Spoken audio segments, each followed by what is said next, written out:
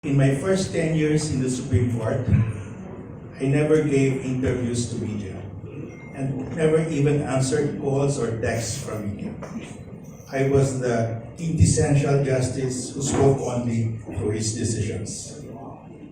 But when I started my advocacy to defend the West Philippine Sea, I realized that media is a crucial partner in explaining to the Filipino people why we must defend the West Philippine Sea and how we can defend the West Philippine Sea.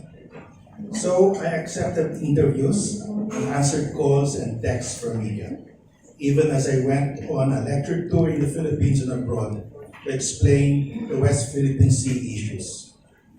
It was quite unorthodox for a Supreme Court justice to be doing this, but I felt it was necessary to defend our sovereign rights in the West Philippine Sea. I didn't see any conflict of interest because China was beyond the jurisdiction of the Philippine Supreme Court.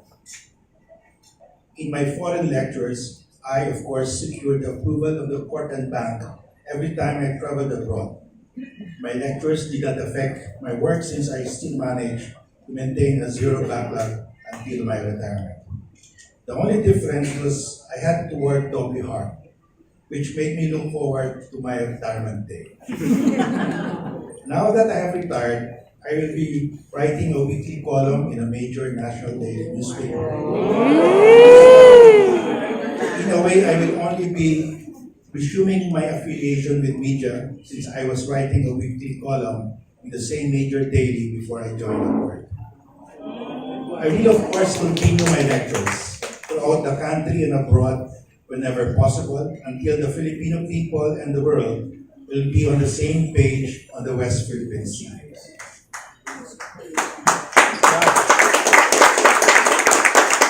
In the Philippines, 93% of the Filipino people want the arbitral ruling asserted. 93%. I still have to work on President Duterte and the remaining 7%. As a THO, a die-hard optimist, I believe this seemingly impossible dream can still be achieved with your help. At age 70, I plan to spend most of my remaining waking hours defending our sovereign rights in the West Philippine Sea through the means I know best, through the rule of law, the great equalizer in disputes between a militarily weak country and a nuclear-armed regional superpower. I am sure that when our country calls, you will also all be there to defend the West Philippine Sea using the best weapon at your command, your journalist's pen, which is mightier than the sword in shaping world opinion. A wise man once said that there are only two ways for China to comply with the arbitral ruling. First, China voluntarily, on its own, complies with the ruling, a scenario that does not seem possible. Second, world opinion pressures China to comply with the ruling, something within the realm of possibility. China needs the world. It has to export to and import from the rest of the world to continue its economic development.